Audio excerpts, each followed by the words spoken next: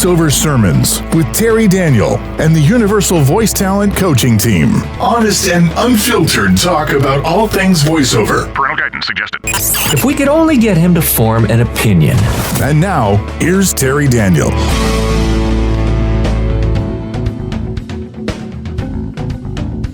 Good afternoon. Welcome, everybody. We're the UVT Coaching Team. Happy holidays. This is our holiday version of the Voiceover Sermons podcast.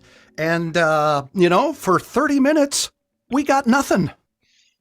We got nothing. We've got so unprepared. We've got no helpful content. We're not going to bother with jokes. And we all started drinking at 5 a.m. So this is so it's just another Tuesday, or no, it's Wednesday now, right? No, it's Wednesday. Oh, this is going to be a disaster for those of you that are on the call, and I apologize for that. We've taken you away from your work day, and those of you that are kind of a little tired of your corporate surroundings, maybe Monday through Friday, this live podcast episode is going to make you want to go back to your cube.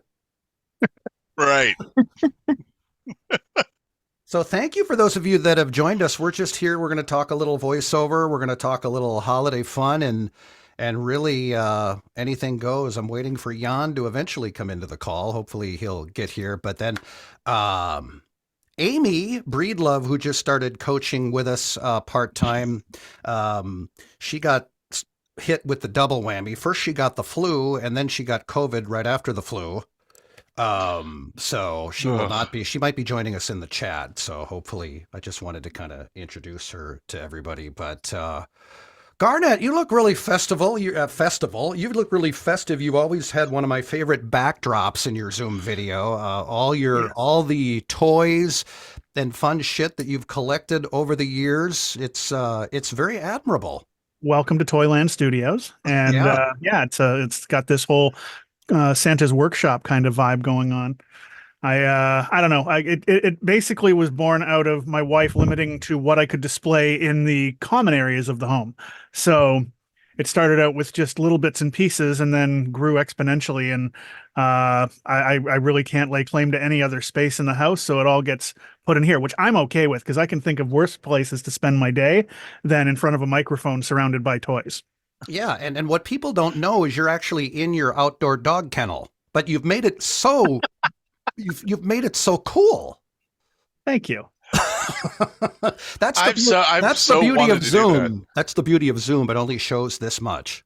Yeah. I mean, the first few years that I was doing voiceover was out of my closet, and I had a, vocal booth to go, acoustic blanket behind me, and the camera was fixed just perfect. If it tilted half a degree either direction, you'd see like my shirts and jeans hanging on the lines. So, it's all about that image, all about that background image. Speaking of stuff we used to record, I saw that. That is a Donnie and Marie microphone. Those are the old microphones like Mr. Microphone, where you would find an empty frequency on your FM dial on your transistor radio, and you could talk through it. You could be a superstar. So as I posted on Facebook this morning, I didn't know anything about voiceover back in the 70s, but I did make my entire family of 7 sit down and listen to me sing Tomorrow from the musical Annie, and also Love Will Keep Us Together by the Captain and Tennille.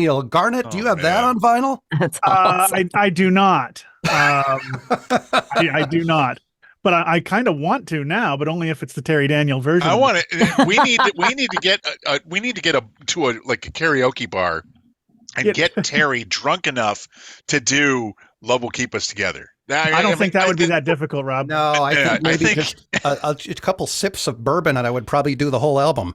Do you know what I really love about this? And this is just, when you grew up in the 70s and 80s, every package that a toy came in had a picture of a smiling child. Like it was just they're so into the experience of playing with the toy. You got just the nice little girl here wearing the Hobby Holly kind of outfit, and she's enjoying the hell out of that microphone. And everybody, and everybody had the same marketing plan, and it was they had to write on the package "as seen on TV."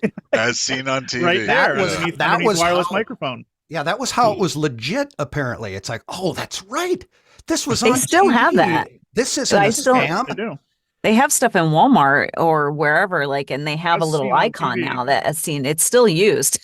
I think we should, for UVT coaching, I think that should be our new slogan, as seen on TV. As seen on TV. So yeah, there it is, the Donnie and Marie. Did anybody of you guys have a microphone like that, like the Mr. Microphone? Trish, you came along a little bit later in life, but A little bit, but Trish is not a by little much. bit younger. But I had a little cassette recorder that had a microphone you plugged into it so you could record yourself. I use that more for recording sketches off of Saturday Night Live that I could then listen back to them and imitate, like Eddie Murphy when he was on SNL in the early 80s doing Mr. Robinson's Neighborhood and stuff like that. Yeah. So I had my little cassette deck and microphone with me all the time, but I wasn't a rock star like you with the Donnie and Marie, a little bit country, a little bit rock and roll vibe going on. My favorite part of it was voiceover. The Pretty similar. everybody keep your mics muted, please. Rob, how many times do we say that per workshop? It happens. It happens. But It happens. that's Whatever. okay. We might actually take a couple questions at the end of the call, and then we'll ask you if you want to ask one live. I think we'll allow you to do that. But my favorite part of the microphone was the long antenna at the end. I think that's what really sold me as a kid, because it made it sound like you could just, like, anybody in the world is going to hear me as long as I pull the antenna out. I never wanted to be like on stage. Like my parents bought a portable tape recorder, cassette recorder, and it had a microphone input that you could plug a microphone into it. My dad and I ended up reading like the Mad Magazine comics, like the different like comics that were in Mad Magazine at the time. And he would do character voices and I would do character voices, and we would do those back and forth, and we'd read the whole magazine together. I'm like, I wish I still had those tapes, but they're long gone. Well, if you're new to voiceover and you're on the call here, this is just a good example of which microphone not to buy when you're first getting into voiceover. But if you want a good laugh, this Donnie and Marie mic is actually available on eBay, believe it or not. See, I'm going to have to get you one of these for Christmas, Terry. Trish, you've been in VO forever. Do you remember what your very first mic was, or what you thought was going to do the job and maybe it really wasn't going to do the job? Tell me about it. I still have it, actually. It's the RE20. It's a dynamic, and because I didn't know any better, but I kind of built the first couple of years of my business on it. It's a big, huge thing, and it's like this. It's a workhorse, but yeah, I spent a decent amount on my first microphone, and it lasted me the first 5 years. And then I realized that I wasn't supposed to be using a dynamic mic. And not so much not used to, but those of you that don't know, the dynamic mics aren't they convey sound, but that's what they're meant to do, and pretty much all they're meant to do. So it's really just about, like, the condensers are a lot more sensitive, so they bring out more nuances of your voice and your voiceover performance, which is why they're better for VO. But it depends on your space and if it's treated properly, because a dynamic mic is going to be better in like a not so great environment, an imperfect environment. So you're saying I shouldn't use this one for voice? Yeah, it's the SM58, isn't it? That is the SM58. That's the 58. Great. I just bought one of those for my band. Awesome. Yeah. I used to use I use RE20s all the time to mic the drums. That's for me, the RE20 is the kick drum mic. That's nice. Just the way it is. It works great for kick drums. That's awesome. Well, Garnett's actually leaving the UVT team to go back to his original band, Depeche Mode. So I think that's really exciting news. But I did see that you were getting the old friends together and kind of going in the garage and having a couple of cocktails and jamming again. That's just, I'm envious. It's been a lot of fun. Like so much fun. In the 90s, we played, in town regularly. We had some house gigs, and we even went to Toronto and played some big places there. Had an indie cassette we used to sell for $5 off the side of the stage. But then life happened, and we had kids and stuff. And then about a year and a half ago, we got together just as a one-off, and we kind of enjoyed it, just playing some of the old songs and trying some new stuff. And now it's a semi-regular thing where we're building a set list just for something to do. But once we get about 30 songs, we're probably going to say, all right, where do we want to play? We can go start knocking on doors and see if we can get back out there. Not to the extent we were doing before, but it's a lot of fun. And playing with these guys, I just like having something to a reason to get together and hang out with them on a regular basis, whether we were playing music or not. So, and I don't even care if you guys are any good or not. I just want to be the first one to get the set list because I'm into that shit. I want to be the first one to get the set list. When you ever notice people that are just really into bands, they start salivating when they release the tour set list. Oh yeah.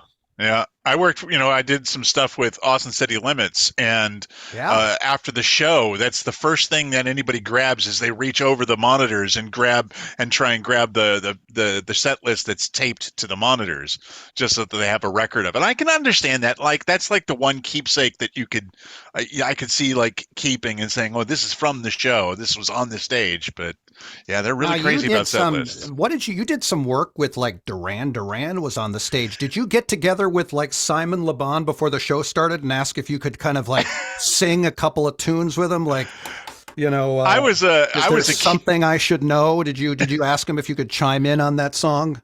I was a camera utility. I wasn't even the camera operator. I was the guy feeding cable to the camera guy, trying to keep my head out of the shot because the center stage camera was pointed right at him and he was head to toe. So literally, if I put my head up just a little bit, you could like see me looking over the thing, and then I have to keep my head down. So no, I did not talk to any of the Durans. Did you get blamed for an audio technical issue because the lead singers can send the audio guys some really dirty looks if the mix isn't perfect. It's really cool. Like, no, everybody that went onto the stage that I was working, and then Miley Cyrus was the big headliner, and everybody was just really cool with the crew, because at that level, all the guys working know what the hell they're doing. I felt like the least qualified person on the stage, and probably was. You talked them into the gig. Yeah. So no, like everybody's on a professional level. It's like, hey, Miley, good job. And that's it. Like you're not like shooting the breeze and stuff with them, but it's not like, it's working at a different level. It's really neat. I was at a bar once. I know that's hard to imagine. Just really? This is many, many years ago. And I swear to God, true story here. I didn't know anything about working a soundboard, right? The sound guy at this, it was like this real like hard kind of, this is like back in like 1999 or something. It was kind of like a Nirvana wannabe band or something like that. The guy on the soundboard was so hammered that he literally passed out behind the soundboard in the chair and then landed on the floor. And then God. I was feeling pretty good, but so they threw me in and told me kind of what to do. This was just in a dumpy bar. And I didn't, it's a soundboard. This isn't like the Apollo twin preamp where I have two things to choose from. So it was like, that was my first taste of, and I got a compliment from the band afterwards. That was my first and last sound gig. Speaking of sound, Jan Anderson has hacked into the group. Jan, yay! Hackers. Hey guys. How are you, man? Hello. Good. How are you guys doing? Happy holidays. Your house looks great. You can see it from there? No, I've got a wreath up. I'm currently in your attic. Oh God! I wonder the bench coming down. What a frightening thought. Well, happy holidays, you guys. I know we're not really talking that much voiceover today, but it is supposed to be kind of a loose holiday thing, and it is. Yeah, let's talk about AI. Let's talk about rates. Let's dredge that up again. AI. Which microphone should you use? Speaking of, if I can find it, hang on a minute. Can you guys see that? This is going on more and more. I'm seeing this every day. I saw Mike. Yeah, I saw Mike posted that. I was getting this early last year. There were clients that were kind of testing the waters of AI and not necessarily pleased with what was inside. So this is happening, ladies and gentlemen. So just there's don't run into a corner just because there's another option out there. Just last week, I did something for this organization that's doing, I guess, explainer video type stuff, information videos for veterans and cannabis use. And they contacted me because they had gone with an AI voice and they didn't like it. It just didn't sound. They wanted it to sound like it was an actual veteran talking about their experiences with pain and using cannabis to alleviate those pains. And nothing they tried with AI sounded like, well, a real human. So I ain't worried. I ain't scared. I'm not either. No, me neither. What Rob and I have discussed, and Trish and I have discussed this in webinars and classes many times over. I just think it's another option for clients who aren't going to pay us shit in the beginning, in the first place. Yeah. You know, I think, instead of a Fiverr talent, I can go to an AI service and pay even less. You know, that's kind of what's happening more times than not out there. AI services can't do live directed sessions. They can't make adjustments. Their customer service sucks. And I actually had a couple of clients that used the word creepy. One said, it sounded fine, but I was kind of creeped out. And like Garnet said, and what Mike has said in this post, which, by the way, those of you that are just hearing the podcast, you can't necessarily see the screen share. So what Mike Cooper wrote was he got this note from a client just this morning that says, we initially explored AI voices, but the client prefers a more authentic sound. And that is what I'm hearing more and more. So, you know, stop being afraid of what you can't control anyway, right? Jan, just step up your game. Yeah, Jan, have you experienced anything with AI or a client going, hey, I can use an AI service cheaper than you? Well, the only thing that I experienced was a client in Scandinavia that had used me for some, not a lot, but some training purposes. I hadn't heard them from them for quite a while, and they were nice people to work with. So I reached out and said, "Hey, hope you guys are doing well. Hire me again. Come on, where are you? Yeah, where are you? I'm still here. You know, maybe it wasn't quite that bad, but they said, "Oh, hi, Jan. Things are great. I'm sorry, but we've gone to AI." And I was just like, they said, there's nothing that you did. You were great, but for our needs and budget or whatever, we've decided to go AI. And I just said, well, okay, in the future, if you ever need, so that was a drag. But other than that, I don't hear anything about it because I'm not playing in that sort of rate game. No, you know what I'm not either. And honestly, the only people I hear talking about it are the bloggers that can't stop blogging about it. And it just, at some point, it becomes fear mongering, in my opinion. So you just have to focus on things you can control. And if you're spending all day long in 50 different voiceover groups on Facebook, saying, oh, what about, AI this, AI that, you realize it's now 6 p.m. in the evening and you've spent all day chatting with 30 different people about it when you should have been doing some direct marketing, which Trish knows a thing or two about. You got to focus on, marketing to get those clients. It's not hard at all to talk a client out of using an AI service. The work is out there. I landed successful.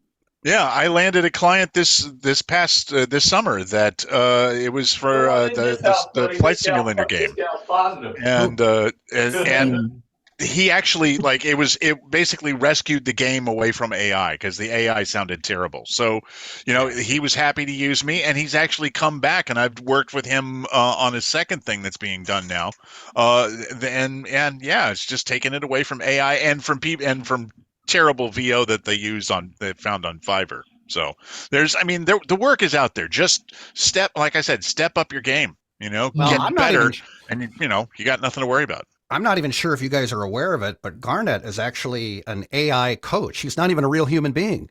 He is a bot coach. Just do it louder and funnier. You've sat in on one of my sessions. That's the feedback? Yeah. Oh, man. That would not be good feedback. No, all you guys always get tremendous feedback from all of our students, and I appreciate everything you've done for UVT. By the way, Amy Breedlove is in the chat. Oh, hi, Amy. Yes, I heard some background noise, so I muted you, Aim. But just unmute yourself if you feel like you actually can talk for 2 minutes, because I know you've been feeling pretty crappy these last few weeks. So you can either just chat in the chat box, or you can just come on and talk for a couple minutes.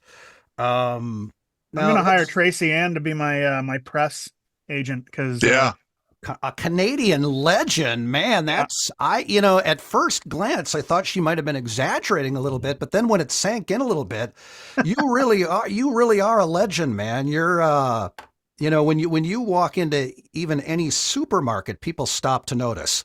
I am the best Canadian coach on this team. No argument. No argument. Did we ever have another coach from? Why do I always think that Mike Pongratz used to work with us? He never did he, Garnet? No, he did not. No, a good. But he is a Canadian legend in his own right. Yeah, he is. He's a Canadian legend. Trish is a New Jersey legend. Rob is an Austin legend, and I'm a Chisago Lakes legend, whatever the hell that means. Garnet, Jan, how you liken it in Oregon compared to you were in San Francisco area, right? Forever? Yeah, the North Bay wine country, Napa, Sonoma, that area. Yeah, I love that area. I'll tell you, it's a hell of a lot less expensive to live here. I'll tell you that much. And also we have 4 seasons, which is great. It's beautiful here. It's gorgeous. It is gorgeous. It is. It is a lot colder in the winters, and not nearly as hot in the summers. So it's working out just fine. And we've got a cool little 1960s rancher house that we've been working on, and so it's been quite a project in and of itself. But things are good here, man. Things are good. Love it. Got a gorgeous sunny day today. Can't complain. This is so bizarre. This is Minnesota, and the high on Christmas Eve here is going to be 50 degrees. And wow, it's just crazy. No snow. I don't think there's too many areas in the country that are going to have much of a white Christmas here. But hey, let's talk favorite Christmas movies. I know this is one of one of Garnet's favorite. If it's You're not wrong. This is the cheesiest. If you were doing that to try and take a shot at me, ever. you missed the mark, because I actually love that flick. Was it called A Very Brady Christmas? Is that correct? It indeed was, and I still have the VHS copy that I bought after I saw it on TV. I loved it. I was a latchkey kid, so when I was growing up, I watched a lot of reruns of classic sitcoms, and I loved the Brady Bunch. I watched the Brady Bunch variety show that they had in the 70s. I watched when the daughters got married and had their spin-off. Even the 30-something ripoff called The Brady's that aired. Oh yeah, the Brady's, like a drama. The Brady How about the Brady Brides? I watched it all. Couldn't get enough. When they did the Brady variety show, wasn't Paul Lynn on that? Oh, everybody made an appearance. That's what variety shows were. Like they had all the big names from back then. George Goebel, Paul Lynn. Oh yeah, George Goebel. That's right. God, I always remember that. Robert Reed wasn't exactly the greatest actor that ever lived, and I always felt that his acting just got worse as they got older and the more specials they did. Yeah. I think he just cared less and less. Oh, he did. If you ever read like Barry Williams' book, or like the making of the Brady Bunch, or some behind the scenes, Robert Reed argued with the screenwriters constantly. He just thought he didn't want that hokey kind of comedy. I mean, it was in the 70s. I don't know what he was looking for, but just crazy stuff. Yeah, a very Brady Christmas. In fact, we've got the entire script right here. Would you guys want to act out the whole special? Boy, do we. Oh man, Trish, you can play Marcia Brady. You go first. Marcia. No, I'm more of a Jan, actually. The first Brady Bunch movie with Gary Cole as Mike Brady, that actually wasn't that bad. Anybody see that? Gary Cole is a national treasure as far as I'm concerned. God, he is from everything Office that guy Space. shows up in, he's fantastic. Oh, he really is. He really is. But well, if anybody on the call, I suppose we should talk a little bit of VO as time is flying by. If you want to just pop any questions in the chat, we can certainly try to answer a few questions. And Amy Breedlove is on your side, Garnet, because she loves A Very Brady Christmas. Thank you, Amy. Yeah. It really does. I saw that one. I like the Muppet one. That's my favorite. You know what? I thought the Muppet Christmas Carol was the scariest of all Christmas Carol. I thought it was the best for that reason. Yeah, wasn't for that reason. With Michael it's supposed Caine to scare as Scrooge? you. Yeah, with Michael Caine as Scrooge. Yeah, that was perfect. I read a great quote recently because that was on TV again. It said the reason that movie is so good is because Michael Caine treats the Muppets like humans, and conversely, Tim Curry, when he was in Muppet Treasure Island, that movie is so good because he treated himself like a Muppet. So it's all about, as the actor, like, I guess, conforming to the others around you and elevating all performances. But Michael Caine told the Muppets that I'm not going to play this like some kids movie where I'm talking to a bunch of ragdolls. I'm going to do it as if they're all actors, and they're like, cool, do your thing, man. And that's why it just excels. Garnet, where did you hear that? Because somebody else brought up the same exact point. So I'm thinking that there's like an article. I read it on Facebook last week. It was an article. Oh, okay. Yeah. All right. That is wild stuff. And by the way, if you want to learn a thing or two about acting, hopefully, I think you can. I don't know if you can see all of it because it used to be kind of this masterclass kind of thing. But Michael Caine does a tremendous on-camera acting seminar, and it's the greatest thing I've ever seen in my life. Every little sample video I've seen of him giving acting advice has been fantastic. Tremendous. He makes you think of things you would never, ever think. Just like Jan does in his coaching sessions with our students. Yeah, sure. John, when did you, we were talking about Garnet getting his band back together, but weren't you used to be a kind of a metalhead? Don't you play guitar, and didn't you play around with a few guys like in a band? Still a metalhead, still an aging metalhead. Absolutely. Yeah. Well, but you're the one that got me into Megadeth, I think. Good call. That doesn't surprise me. Yeah, absolutely. But it's weird because as I'm aging, I'm listening to it's funny. I used to only listen to hard rock and metal in my truck. Now I've got it tuned to a classical station.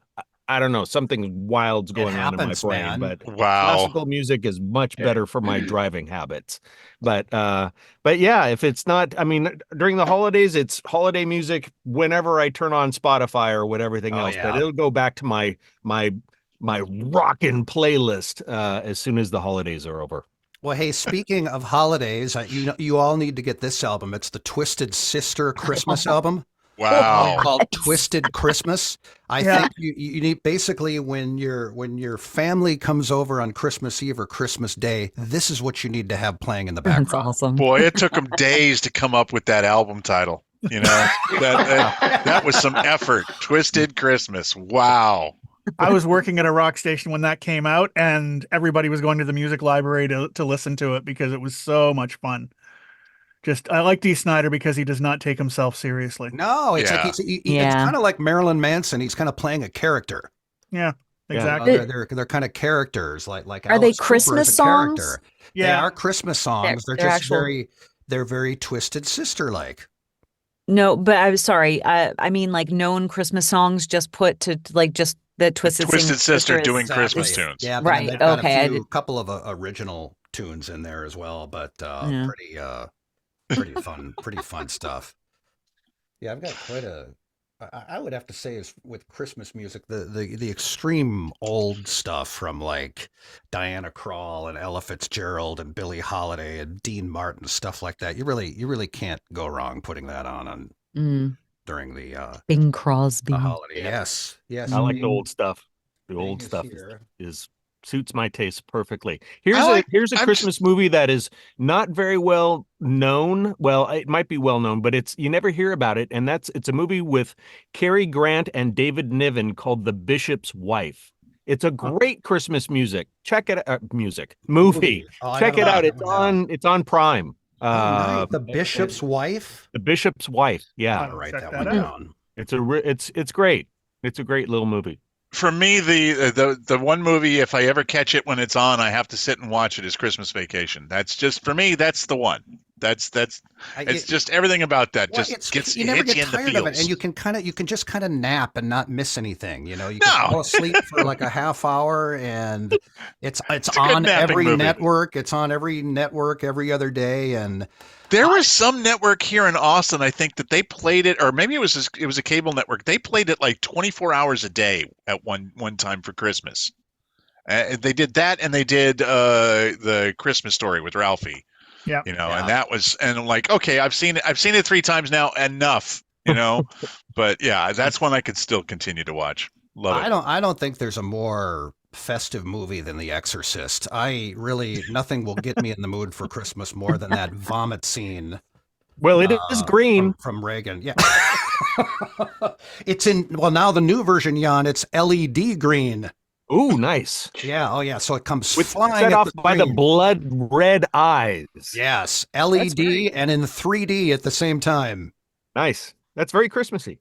Oh, yeah. Very, very, very festive to put on tubular bells.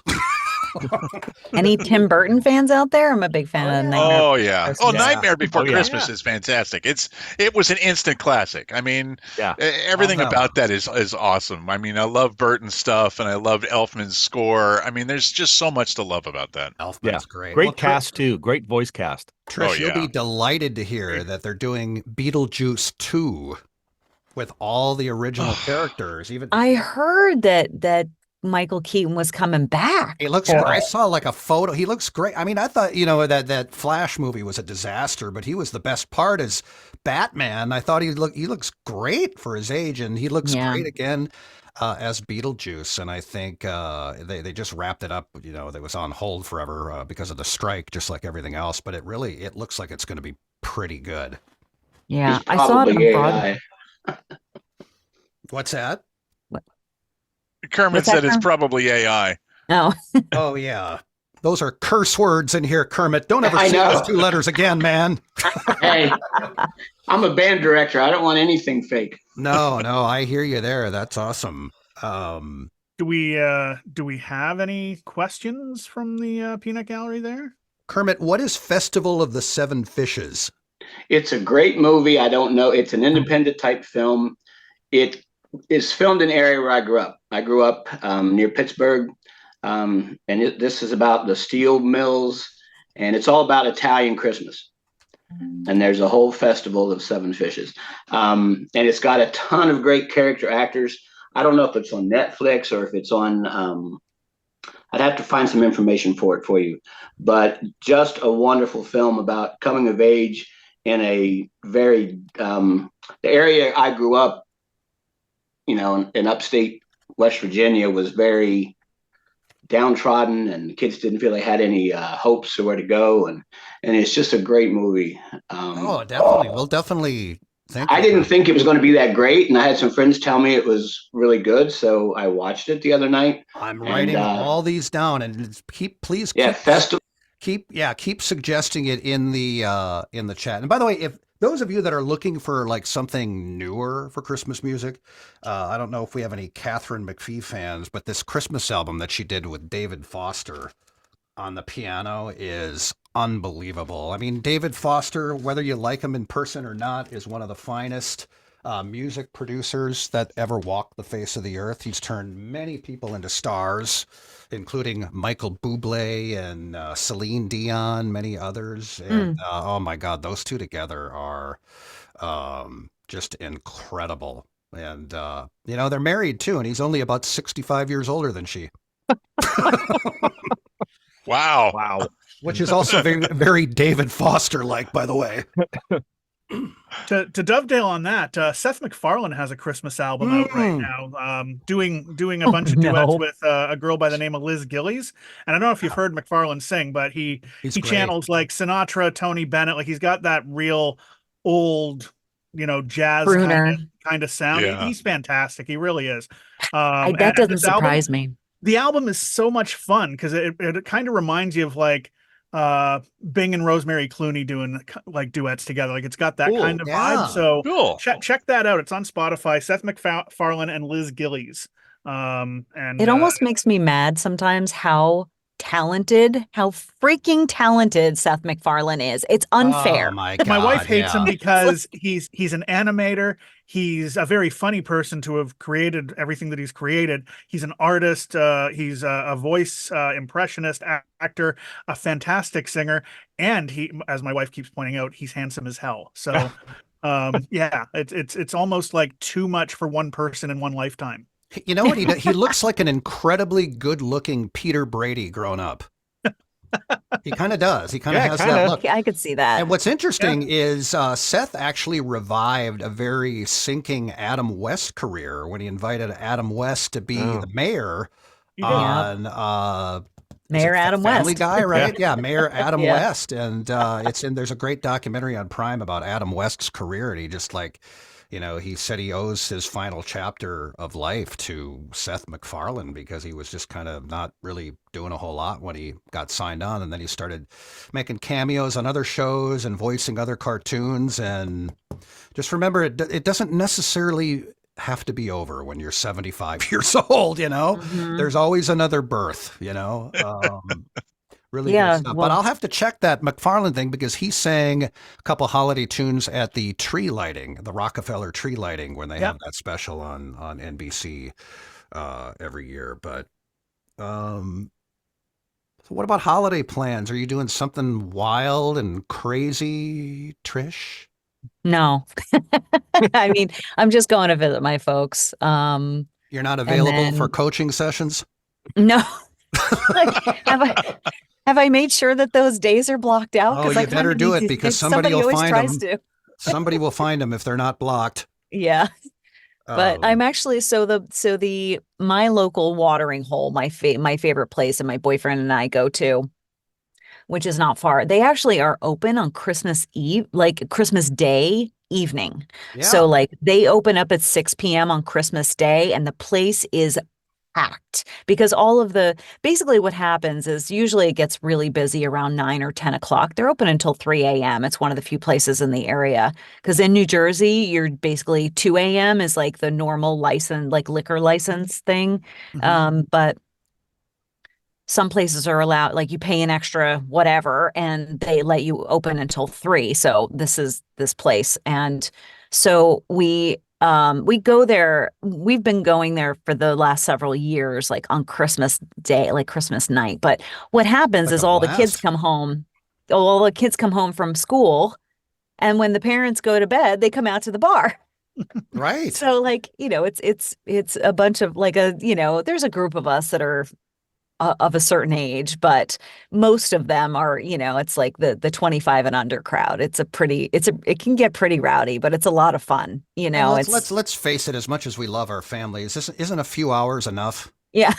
And then it's just time to go and do something else, right? And get drunk.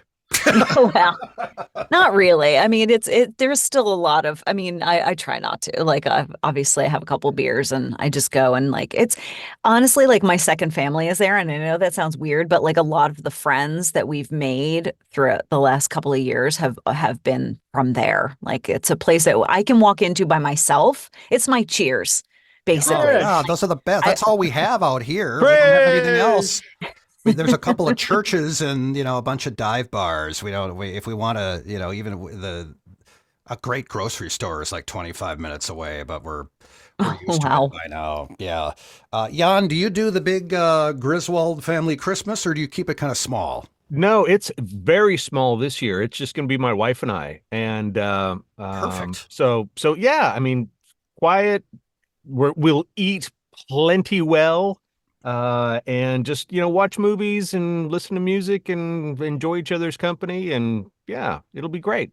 Now, do you secretly like those Hallmark Christmas movies, but you're just not admitting it? Yeah, Terry, that's exactly what I wanted to mention is my love for the Hallmark Christmas movies.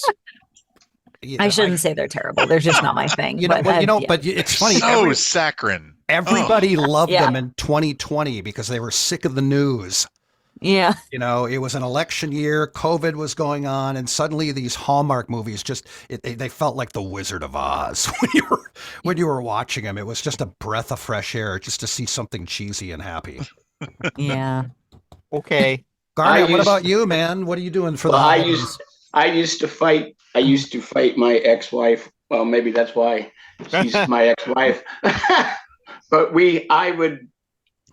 Hallmark movies were not allowed to be played in our home, and it had to at least be into December because she would watch them nonstop.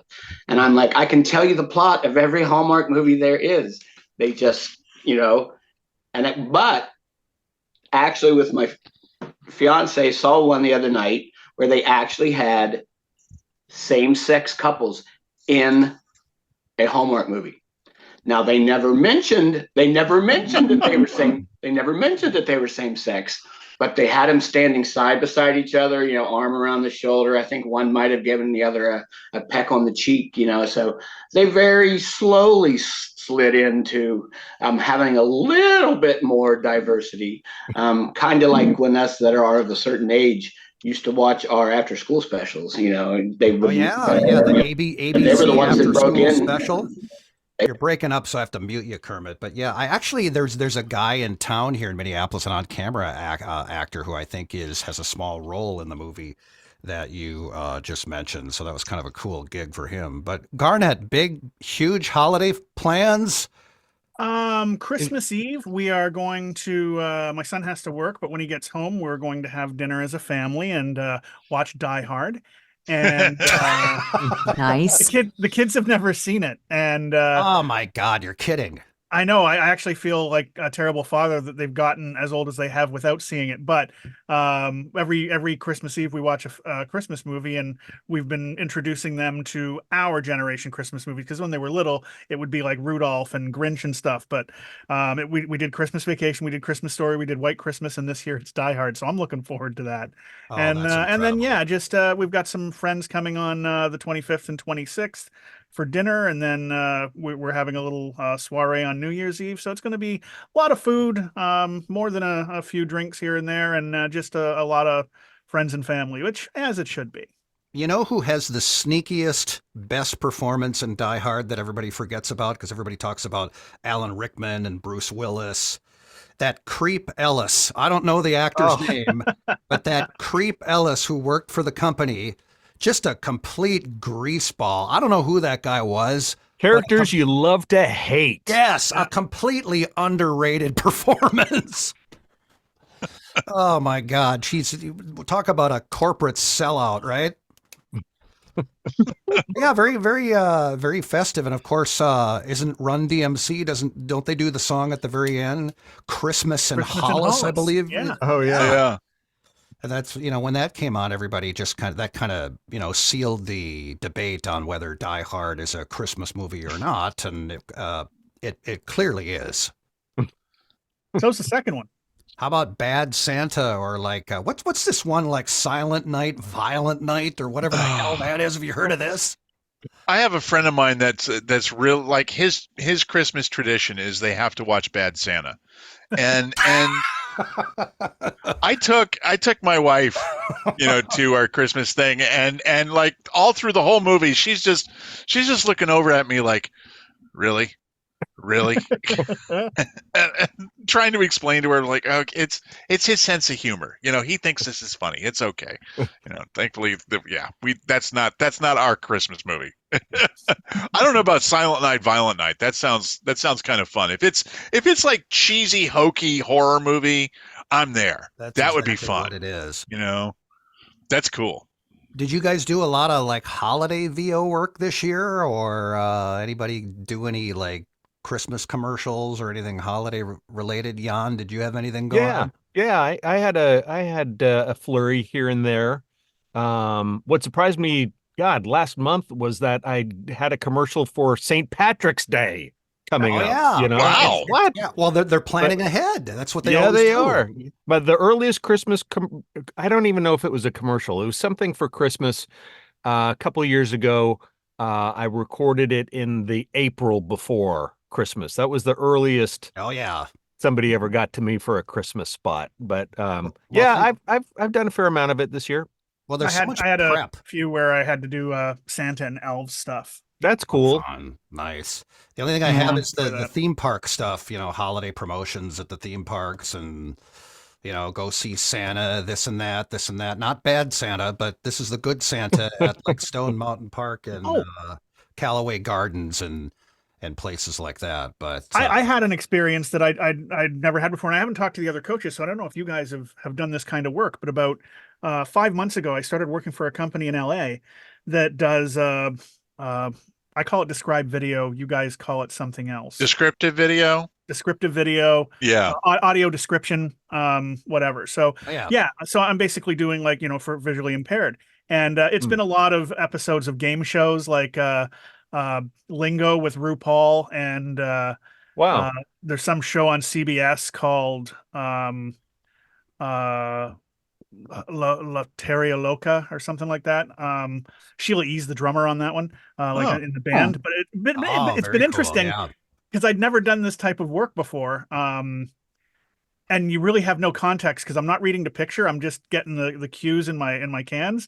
So I don't know what's happened before I'm describing a scene, and then it immediately jumps to the next scene. So it's very difficult for me to envision everything. But one of the things they had me do 2 weeks ago was the lighting of the tree at the White House. Cool. So it was President Biden and Dr. Biden are there, and all the people that were performing. I was like describing what was happening as they take the stage and do their thing. So that was a Christmas voiceover that I got to do that was in a genre that prior to a few months ago I had no idea how it worked or what it involved. That's very cool. I worked at a TV station and master control on a TV station, and that's one of the things that we had to verify, that in addition to audio and video and the correct show and all that descriptive video and the secondary audio, the Spanish, translation and all that stuff was correct. And so I always wondered about that. I'm like, I wonder how you get that kind of a gig. That's really cool. It's one of those you don't think about it, but it's a useful job. About that they found me on LinkedIn. Wow. There you have it. They found me on LinkedIn and they sent me an email and then boom, it was off and running. Excellent. Melissa Axelberth and Kelly Brennan are both doing a lot of that kind of work now. It's called audio description, I think. There's like a proper term for it, and I'm trying to think. I think it's called audio description or something. See, here in Canada, we call it described video. Yeah, okay. In broadcast, we call it descriptive video services, DVS. There you go. So. I'm glad you mentioned LinkedIn, because LinkedIn, we always talk about, okay, what's the best social media platform to market on, right? And I still love and respect LinkedIn because it's really the only social media platform that is left that has stayed true to its form. The same LinkedIn that came out really when they first came out. And I'm really good for pretty close to a dozen brand new clients every year just based on LinkedIn connections. Now, they all don't stay around forever, but it's still, connections that I made from LinkedIn that I haven't really gotten from a Twitter or, Facebook. Rob, do you get clients from Twitter? Because I know that you always say really controversial shit to get followers. No, I get, I use Twitter as a way to vent. It really is. It is good for that. It is marketing. I mean, I am marketing in myself, and I'm putting my stuff out there, and I have a large following on Twitter, which is why I haven't jumped ship to one of the other platforms. But I don't know. I don't really market myself to clients on Twitter, but I do use LinkedIn, and that's to me, Twitter's my place to just be myself, and like that's the way I sound like at the bar after a hard day. Right. But yeah, when I'm working, it's LinkedIn. Well, it's good to vent about. I mean, I kind of use that to vent about sports. I mean, Facebook, I'm good for that every now and then as well, because I'm a diehard, very depressed Minnesota sports fan where we pretend to be very talented and then we ruin everybody's Christmas by losing to a team that even a college team could beat. Well, that's okay. Your state just got a brand new flag, so you could be happy about that. Because everybody's showing the picture of the flag, and God bless them. I just, I haven't really been able to invest much time in voting for Minnesota state flag. So I apologize for that. But yeah, I don't think anybody's complaining that we're going to have a balmy Christmas Eve. I prefer a white Christmas, but then by the time the holidays are over, I really want summer to get here like immediately. That's the way it's going to be here. It's going to be like we're going to have this balmy Christmas, and then January, February, and March, the average temp is going to be about minus 15 degrees, and everybody will be crying about it on social media 24/7 so often that you'll have to start blocking people. Did you see Paul Strickwerda's photos lately? I think, I forget where he is, but I think he's in Vermont or something like that, and he's just like covered in snow, and it looks very Norman Rockwell picturesque. And inside, I'm thinking, I wonder how sick he is of snow by now. Well, I'm glad that he kind of turned the corner. I think he needed to start posting things that were a little more joyful. He's a pretty joyful guy. No, he really is. He's a good friend. So I love the fact that he stirs the pot. I love him for that. Definitely stirs the pot, and he's had some issues with the way certain conferences have gone in the past and certain award ceremonies, and we don't need to really get into any of that. But I always, when people ask me about all this stuff, all this award stuff and conferences, I always reference Jan, because Jan, you have always stayed out of all of the hyperbole on Facebook and social media, all the glitz and glamour of all this stuff that everybody gets sucked in, and you focus on your business. That's it. That's what's most important to me. I'm glad for everybody. I'm glad everybody's having fun and winning awards or doing whatever they're doing, and that's cool. But it's just not my thing, you know. Nope, it is. It's just like, and you got to be careful too, because you do have to, start. It's fun to like mingle with people. And Trish and I were there many, many, many years ago. It felt like we were at every conference together. And now we're just kind of really just focused on our business. And you got to be careful, because soon you get sucked into the social end of it. And then you don't have any time to work on your business. So you got to be careful with that in social media groups too, because, I tend to kind of float around and see what's going on, and it helps us with our classes to see what's out there and what people are talking about. But sometimes I see the same 15 names and as you know, Terry, I dumped all my Facebook groups, voiceover Facebook groups, except for a couple. There's Voiceover Camp, Trish's group, Frameworks. Yeah. And then some more tech oriented stuff, and that's it. What is the, like, don't you and Jim Edgar have that, or is that just Jim Edgar's tech group, or the VO Tech? That's a good one. That's a really good one. Yeah, VO really Tech one. Talk. Yes, is Jim's. That's his group. That's a good one. Yeah, I'm definitely on that one. And Garnet, didn't you start the? I don't know if you're active in it anymore, like the Gear Exchange one? Wasn't that you at some point? No, that was never you. No, that was never me. I had one called the Voiceover Fridge, which is still active, and people still occasionally post, but not that often. It was just a place to post your work, where you're basically given a license to brag, so you don't look like a douche on your own page. Say, hey, look what I did. So by creating the Voiceover Fridge, like a little kid that comes home with like something they're proud of and the parents put it on the fridge, we had this group that you could post in there, and you don't got to feel worried about promoting yourself, because we're all friends and there's no judgment, and it was just a place to showcase your work. Nice. I really do. I hate when people go in to voiceover groups and they start promoting their voiceover group. Like people will come into voiceover camp, say, hey, if you want to learn about voiceovers, come on over here to Voiceover Camper. I do that with Voiceover Club. I go into I go into VOC sometimes, and I'll be like, "Hey." Well, that's fine, because they gave us free reign in that one, Trish, because Voiceover Club really isn't our company. We have nothing to do with it. We just help moderate the group, and then we're allowed to do whatever we want in it. It's more or less kind of a playground for us. But there is a Voiceover Club website that I have absolutely nothing to do with. I know the owner of it, but it's fun. There's like 20,000 people in that group, so Jeez. it's kind of fun. I don't know how or why, but I've been a moderator for a voiceover group that is predominantly, and not predominantly, like 99% Indian, Hindi, Farsi, Arabic, and I don't know what the deal. I don't know how or why I became a mod, but I'm a mod, and they get hit. They made you a moderator. Yeah, because I think I bitched about the fact that there was so much spam in the group. and so they gave me moderator privileges, and so I see all the requests coming in, and there's like we've set up like questions like, this is for working voice talent and only working voice talent. So tell us, why do you want to be in the voiceover business? And the response I get is, thank you for joining this wonderful group. And I get that all the time, and so I'm like, delete. You did a post where you called out the spammers, and they felt that was good enough to make you a moderator. I guess I told them, this is what you need to do. And they said, well, fine, you do it. And so I've been moderating it since. So I love that. Rob used to, when I knew Rob was on the verge of going insane is when he was moderating those Reddit groups. I'm still a moderator on the voice acting subreddit.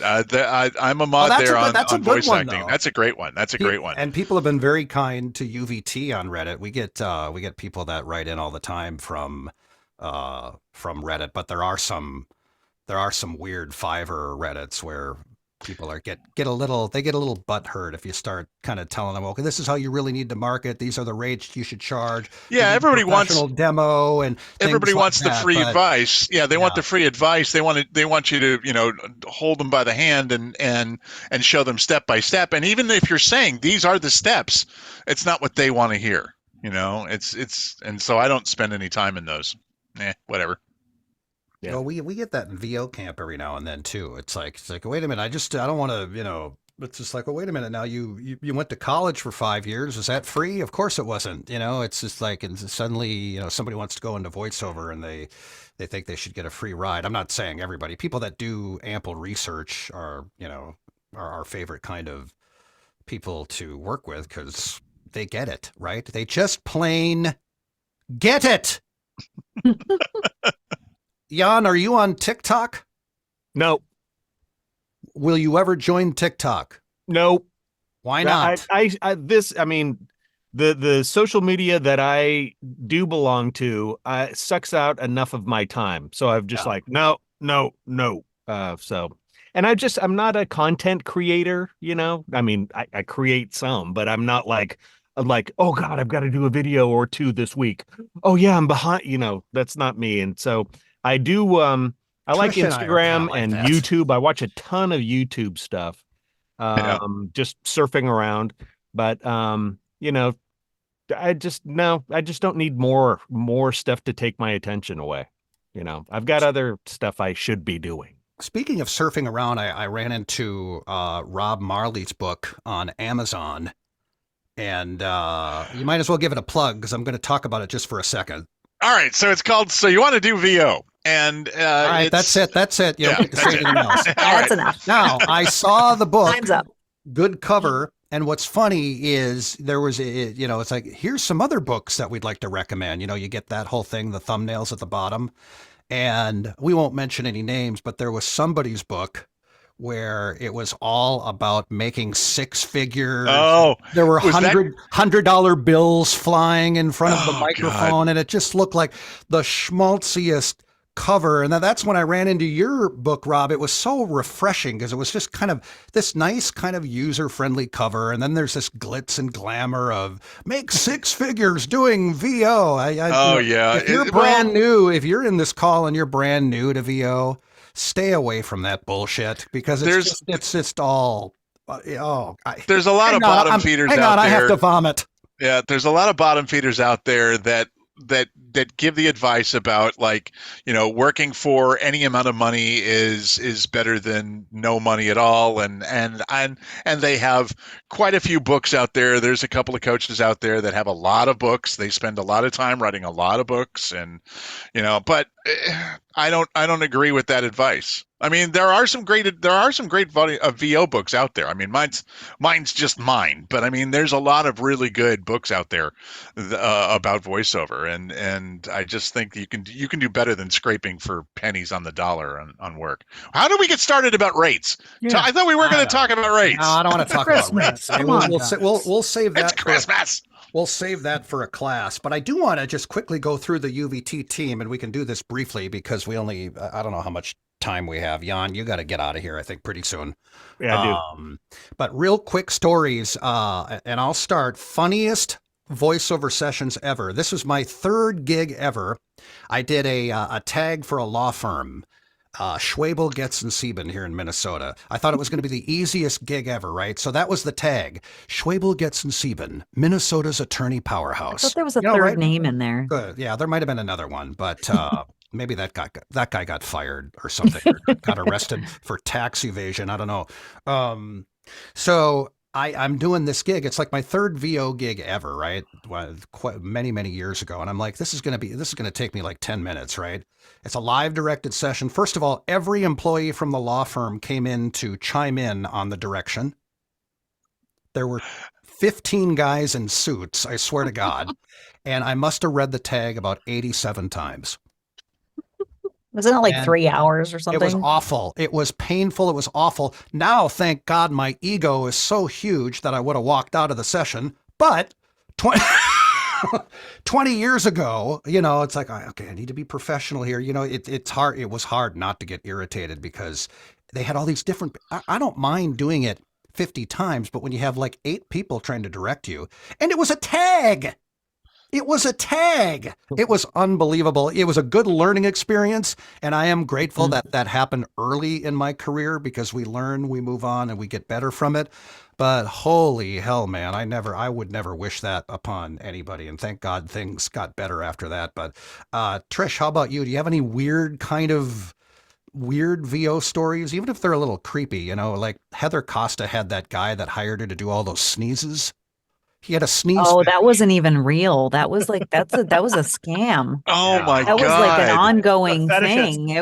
He had some fetish weirdo that was calling up women, voiceover women that just asked them to sneeze as auditions. It was bizarre. You can't make this stuff. God. This is the I stuff. don't know. Does she know that it was a scam?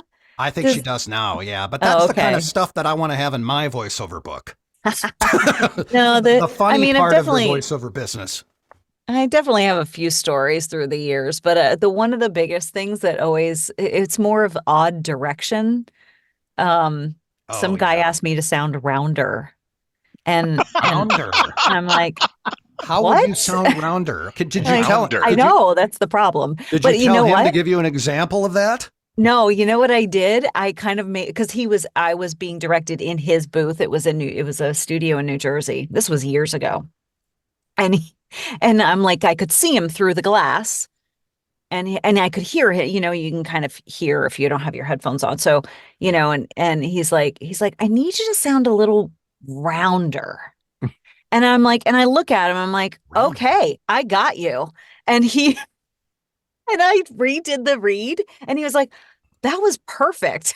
I had no idea what I was doing, but I just did it a little bit differently. And I was like, I know exactly what you're talking about, because asking him to expound on things was not going to happen. So I was just like, oh yeah, totally. I got you. Fake it till you make it. Worked. So other than that, though, I got to write that one down, man. I need a little bit more of a rounder read. As a sound guy, I was working with a band at an amusement park, and the lead singer was kind of a diva, and she had some complaint about how the house sounded, and she's like, it sounds like the drums sound a little fuh. And in my head, I'm thinking, what the hell does "fuh" mean? But she's like, yeah, can you just do a little something to it? And so during the rehearsal, during the set warm up, I just basically put my hands on the faders and pretended to twist some knobs.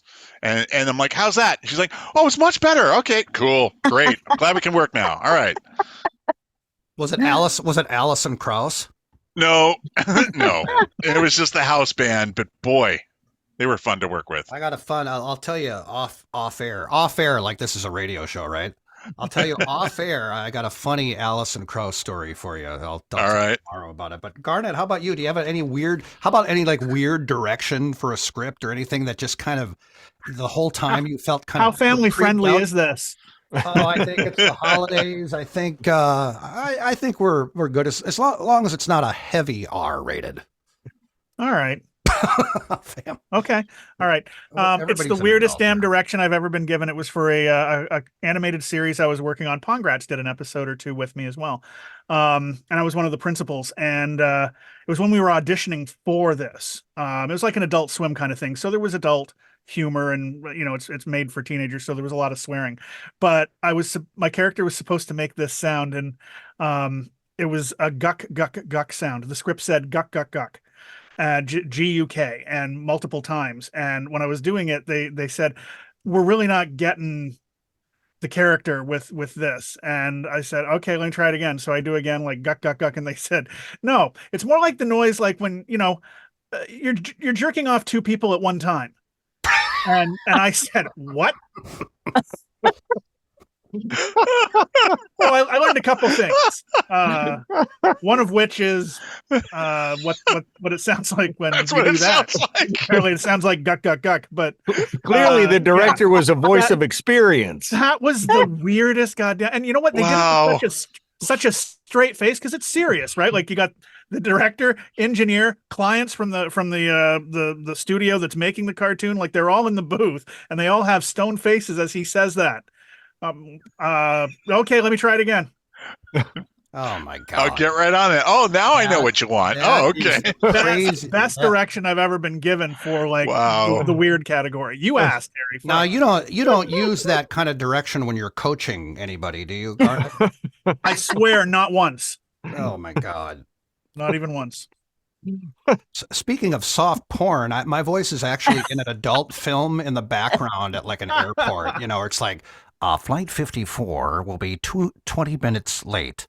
And it's actually in an adult film. I did that one or two lines for him about 15 years ago. You have to put that in your IMDb credits. Oh yeah, I have that in my credits, believe it or not. I don't. The things we do in our early careers. It's like, yeah, some people wind up going on to do more, but it was one of those things where they kind of tell you what it is a little bit later on because they're afraid that you won't do it or you're afraid that you're going to be offended. I'm like, what's your budget? I'm like, let's do it. Yeah, just don't put what me are you going to pay me? Yeah. So. One of the first jobs I did was actually for a chat line.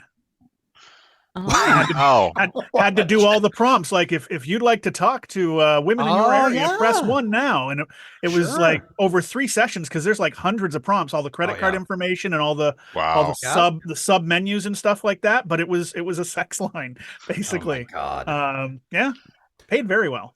If you for S&M, press 3. Yes.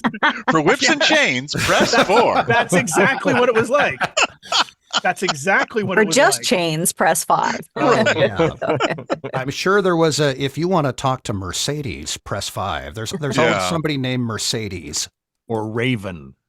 How do we know this? How do we know this, Terry? Okay, gotta go now. Bye. You guys are kind of oversharing now.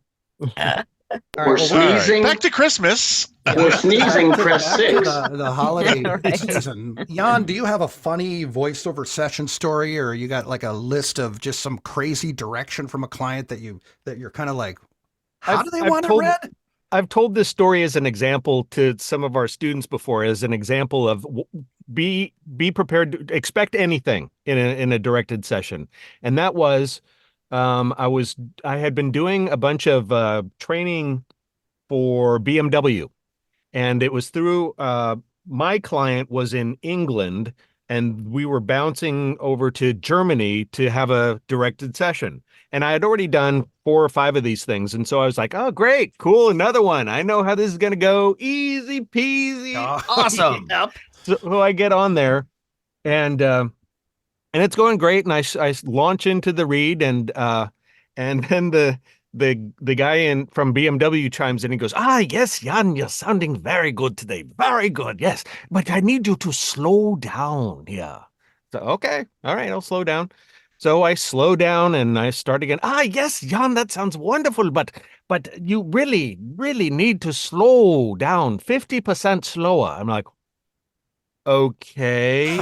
And so finally it gets to the point where I start tripping over my words because I just am not used to reading or speaking that slowly. And I'm sweating bullets. Thank God it wasn't over Zoom or something like that, because I'm just like, oh, okay. I mean, the whole thing, it still only took 20 minutes. I felt like it was hell, but they were fine and dandy. That's great, Jan. Thank you. See you next time. And by the end, I'm exhausting. like, Oh yeah. Oh my God.